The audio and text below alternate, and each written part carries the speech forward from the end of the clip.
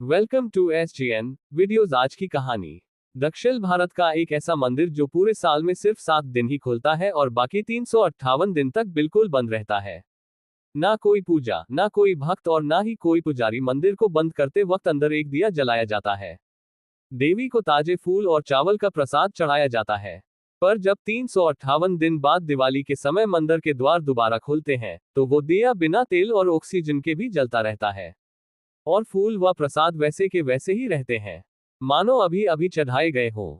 इतना ही नहीं, एक बार कुछ लोगों ने कोशिश की थी 358 दिन बंद रहने वाले इस मंदिर में घुसने की, लेकिन अगले ही दिन। ये कोई कहानी नहीं है, ये सब कुछ मंदिर के रिकॉर्ड्स में दर्ज है। आज हम डिकोड करेंगे वो रहस्य जो पिछले 800 सालों से अनसॉल्व्ड है। आज मैं आपको जो दिखाने वाला हूँ उसे साइंस भी एक्सप्लेन करने की कोशिश कर रही है, क्योंकि ये रहस्य है 358 दिन बंद रहने वाले हसनम बापा मंदिर का। ये मंदिर हसनाम्बा देवी को समर्पित है, लेकिन यहाँ कुछ ऐसा होता है जो दुनिया के किसी भी मंदिर में नहीं होता।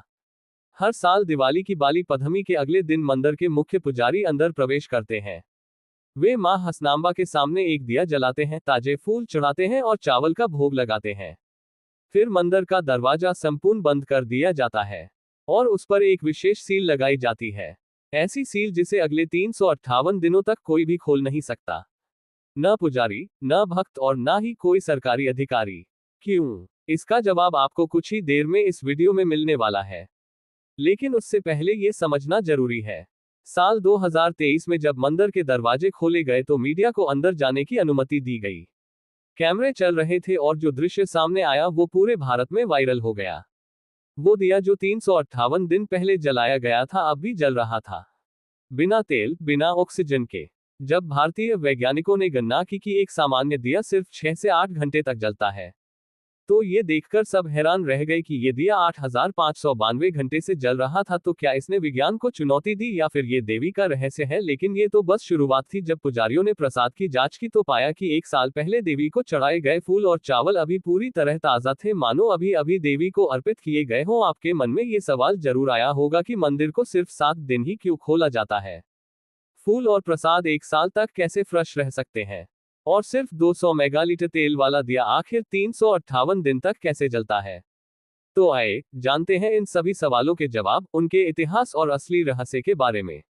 हसनाम्बा मंदिर भारत के कर्नाटक राज्य के हसन जिले में स्थित एक हिंदू मंदिर है, जिसे 12वीं सदी में होयसल राजवंश के शासनकाल के दौरान बनाया गया था। इसी साल जब मैं यहाँ दर्शन के लिए गया था तो जो मैंने अपनी आंखों से देखा उस पर यकीन करना वाकई मुश्किल था। पिछले साल यानी 2024 में जब मंदिर को बंद करते समय एक दिया जलाया गया था, वो अभी जल रहा था। हाँ, वही दिया जो पूरे 358 दिन तक बिना किसी इंसान, बिना ऑक्सीजन और बिना तेल की सप्लाई के लगातार जलता रहा। नामुमकिन लगता है? तो आए देखते हैं आखिर ये कैसे मुमकिन है। एक सामान्य दिया कितनी देर तक जलता है? ज्यादा से ज्यादा 8 से 10 घंटे। उसके बाद तेल खत्म हो जाता है, बाती जलकर राख हो जाती है और लौ बुझ जाती है। लेकिन यहाँ ना कोई तेल भरता है, ना कोई बाती बदलता है और मंदिर के दरवाजे पूरे साल के लिए बंद रहते हैं। सबसे बड़ी बात है ऑक्सीजन की। एक बंद कमरे में ऑक्सीजन 6-8 घंटे में खत्म हो जाती है। ऐसे में दिया तो बहुत पहले बुझ जाना चाहिए, लेकिन 358 दिन बाद भी वो दिया जलता रहता है। साइंस कहता है एक साधारण तेल या घी का दिया प्रति घंटे 10 से 15 मिली तेल जलाता है। अब जरा सोचिए, 358 दिन यानी 8592 घंटे। इस हिसाब से उस दिए को साल भर जलने के लिए लगभग 85 से 139 लीटर घी की आवश्यकता होगी। लेकिन जो दिया अंदर रखा जाता है उसकी क्षमता मुश्किल से 200 मिली की होती है। विज्ञान साफ कहता है बिना हवा के कोई भी लौ कुछ ही मिनटों में बुझ जाती है। तो फिर ये दिया कैसे जलता रहता है? इसका जवाब मैं आपको आगे बताऊंगा, क्योंकि 12वीं शताब्दी में देवी ने राजा को एक वरदान दिया था और उसी वरदान की वजह से ये दिया पिछले 800 सालों से आज भी जल रहा है। दोस्तों, आगे बढ़ने से पहले इस वीडियो को एक लाइक करके चैनल को सब्सक्राइब जरूर कर दीजिए और कमेंट में जय माता दी अवश्य लिखिए। दिया तो किसी तरह समझ में आ सकता है, लेकिन जब अगले साल मंदिर दोबारा खोला जाता है तो फूल और चावल का प्रसाद 358 दिन बाद भी वैसे ही मिलते हैं जैसे कल ही देवी को चढ़ाए गए हों। ये तो वाकई नामुमकिन लगता है। एक सामान्य फूल परफेक्ट स्थिति में भी 24 से 48 घंटे में मुरझा जाता है। उसके बाद उसका रंग फीका पड़ने लगता है, पंखुड़ियां सूख जाती हैं और उसकी खुशबू गायब हो जाती है। अगर ठंडे कमरे और केमिकल का इस्तेमाल किया जाए तो उसकी उम्र ज्यादा से ज्यादा 2 हफ्ते तक बढ़ सकती है। लेकिन हसनांबा मंदिर में न पानी है, न धूप, न ताजी हवा। पूरा साल 358 दिन तक वहां पूर्ण अंधकार रहता है। ऐसी जगह पर फूल तो मर जाने चाहिए, सरकर मिट्टी में बदल जाने चाहिए। वैज्ञानिक दृष्टि से देखें तो फूल जैसे ही पौधे से अलग होता है उसकी कोशिकाएं धीरे धीरे मरने लगती हैं, बिना नमी और ऑक्सीजन के वे सूख कर सत हो जाती हैं। ऐसी परिस्थिति में बिल्कुल ताजा फूल मिलना जैविक रूप से असंभव है। विज्ञान के हिसाब से ऐसा हो ही नहीं सकता, लेकिन जब मंदिर के दरवाजे खुलते हैं तो फूल वैसे ही ताजा मिलते हैं जैसे कल ही देवी को अर्पित किए गए हो। और सबसे चौंकाने वाली बात यह है, सिर्फ फूल ही नहीं, प्रसाद भी पूरी तरह ताजा मिलता है। चावल, नारियल, सब कुछ वैसा ही।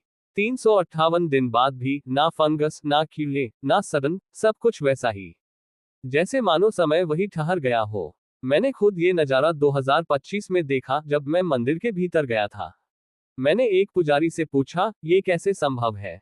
वो मुस्कुराए और बोले, हम भी नहीं जानते, हर साल यही चमत्कार होता है।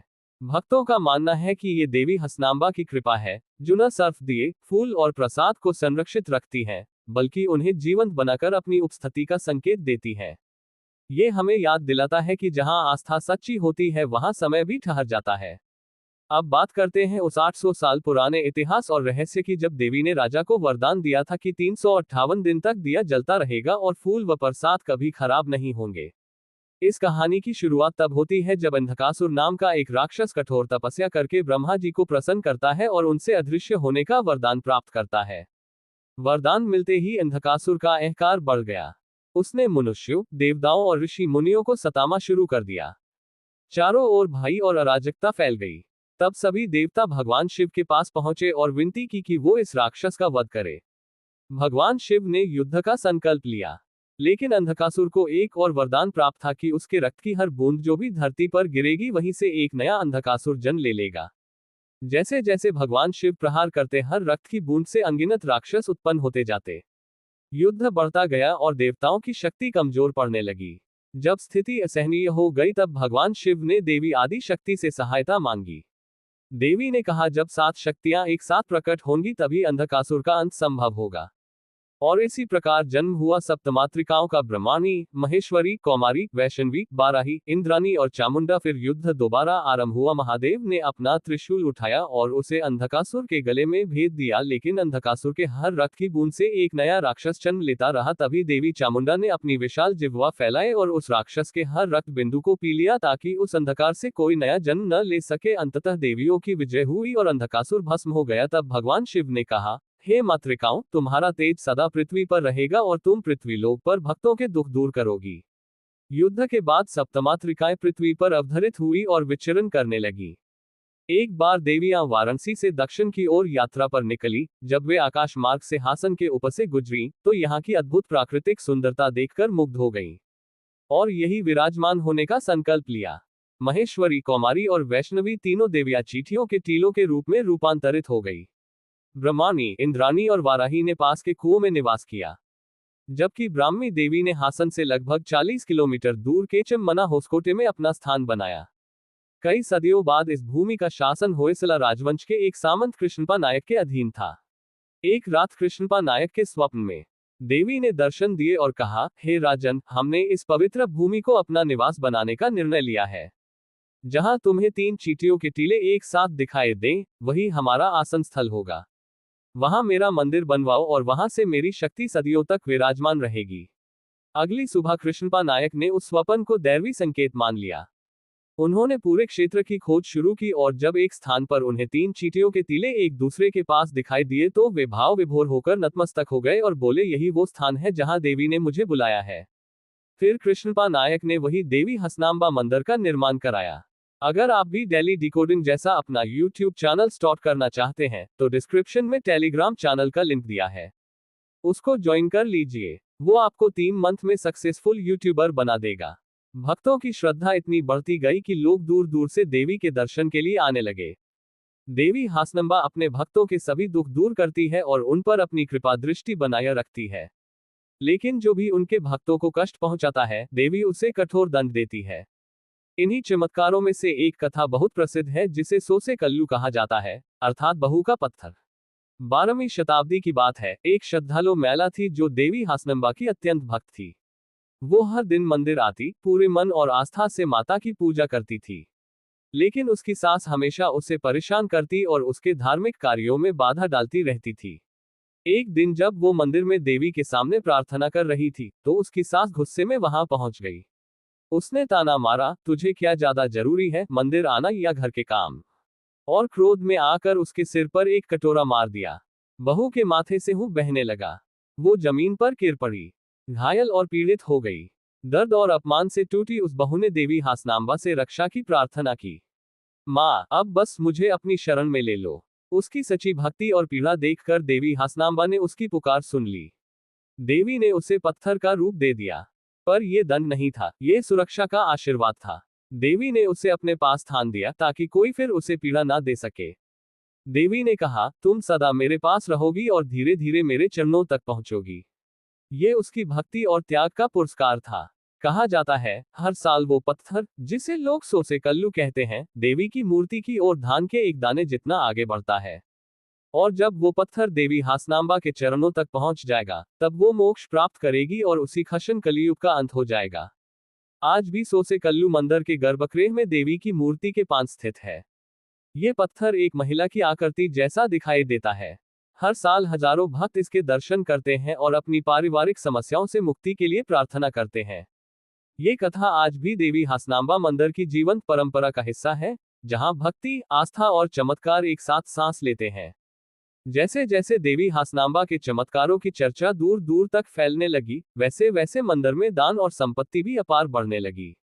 लेकिन हर मन पवित्र नहीं होता, कुछ लोग लालच में अंधे भी हो जाते हैं। एक बार 4 चोरों को पता चला कि हसनांबा मंदिर में सोना चांदी के आभूषण, धन धान्य और प्रसाद सुरक्षित रखे जाते हैं। लालच में आकर उन्होंने मंदिर बंद होने के बाद गर्भगृह में घुसकर खजाना चुराने की योजना बनाई। रात के समय उन्होंने मुख्य द्वार का ताला तोड़ा और चुपके से गर्भगृह में प्रवेश किया। देवी की प्रतिमा के सामने रखे खजाने को देखकर उनकी आंखें लालच से चमक उठी। जैसे ही वे खजाना चुने आए, तभी देवी हसनांबा प्रकट हुई। उनकी आंखों से निकला तेज ऐसा था कि चारों चोर भय से कांपने लगे। उन्होंने देवी से क्षमा मांगने की कोशिश की, लेकिन देवी का क्रोध शांत नहीं हुआ। देवी ने कहा, तुम माफी के योग्य नहीं हो, हम जो दंड देंगे वो आने वाली पीढ़ियों के लिए सबक बनेगा। और इतना कहकर देवी ने अपने शाप से चारों चोरों को पत्थर में बदल दिया। फिर देवी हसनांबा ने राजा कृष्णपा नायक के सुपन में प्रकट होकर कहा, हमने उन 4 चोरों को पत्थर में बदल दिया है। आगे ऐसा कभी नहीं होना चाहिए। ये घटना सबके लिए एक सीख बने। अगर भविष्य में कोई भी हमारे मंदिर में चोरी करने आए तो उसे पता होना चाहिए कि उसकी सजा क्या होगी। इसलिए हमारे मंदिर के पास एक मंडप बनवाओ और उसमें उन 4 चोरों के पत्थर रखो, ताकि उनकी सजा हमेशा सबको याद रहे और कोई दोबारा ऐसा करने की हिम्मत ना करे। अगली सुबह जब राजा कृष्णपा नायक देवी के दर्शन के लिए मंदिर पहुंचे तो पुजारी ने उन्हें बताया, महाराज, जब मैंने आज मंदिर का द्वार खोला तो गर्भगृह में 4 पत्थर पड़े मिले। तब राजा ने सबको बताया कि देवी ने रात में सुपन में आकर उन्हें यही सब बताया था। राजा ने तुरंत आदेश दिया, मंदिर के पास एक सुंदर मंडप बनवाओ और इन 4 पत्थरों को वहां स्थापित करो, ताकि जो भी इन्हें देखे वो समझ जाए कि देवी के मंदिर में पाप का अंजाम क्या होता है। आज भी ये 4 पत्थर मंदिर में मौजूद हैं, जिन्हें लोग कल्पपन गुडी के नाम से जानते हैं।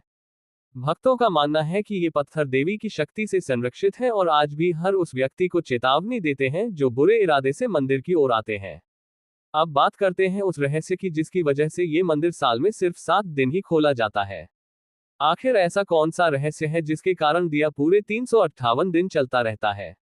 फूल कभी नहीं मुरझाते और प्रसाद भी कभी खराब नहीं होता।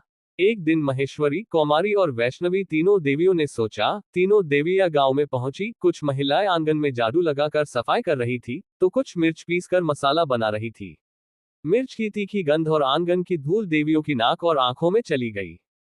तीनों को बहुत परेशानी हुई और वे क्रोधित होकर मंदिर लौट आईं। मंदिर पहुंचकर उन्होंने सोचा, हमें ये बात कृष्णपा नायक को बतानी चाहिए। उन्होंने राजा से कहा, हे कृष्णपा नायक, जिस मंदिर में हम निवास करती हैं, लोगों ने उस मंदिर की चारों ओर अपने घर बना लिए हैं।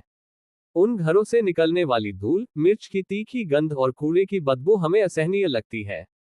इस कारण हमारा मन अब यहाँ अशांत रहने लगा है। लोगों से कहो कि वे ऐसे मसालों और वस्तुओं का प्रयोग न करें जिनकी गंध और स्वाद अत्यधिक तीव्र हो।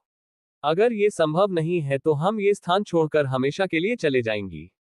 कृष्णपा नायक धर्म संकट में पड़ गए। ना तो वे अपनी प्रजा से कुछ कह सकते थे और न ही देवियों को मना सकते थे। वे हाथ जोड़कर विनती करने लगे। देवियां उनकी भक्ति और विनम्रता से प्रसन्न हो गई। उन्होंने कहा, आने वाले आश्विन मास की पूर्णिमा के बाद जो गुरुवार आएगा, उसी दिन मंदिर के दरवाजे खोले जाएं। उस दिन से लेकर बलि पद्यमी के दूसरे दिन तक हम भक्तों को दर्शन देंगे। जो भी उस दौरान श्रद्धा और भक्ति से पूजा करेगा, हम उसकी सभी मनोकामनाएं पूरी करेगी। बलि पद्यमी के दूसरे दिन मंदिर के दरवाजे बंद करने से पहले हमें फूलों से सजाना, 2 दिए जलाना और प्रसाद चढ़ाना, फिर दरवाजा बंद कर देना। जब 1 साल बाद मंदिर के द्वार फिर खुलेंगे, तब वे फूल नहीं मुरझाए होंगे और दिए अभी जलते रहेंगे। ये हमारी उपस्थिति का संकेत होगा। मंदिर का दरवाजा खोलने से पहले उसके सामने एक केले का फलदार पेड़ रखना और जैसे ही दरवाजा खोले उसे एक ही वार में तलवार से काट देना, तभी हमारे दर्शन संभव होंगे। याद रखना, तुम्हारा राजवंश ही इस परंपरा को निभाएगा और ये रिवाज कलयुग के अंत तक हर वर्ष बिना किसी चूक के चलता रहेगा। आज भी ये परंपरा पिछले 800 सालों से निरंतर चल रही है और हर साल सिर्फ 7 दिनों में 20 लाख से ज्यादा श्रद्धालु देवी के दर्शन करने पहुंचते हैं।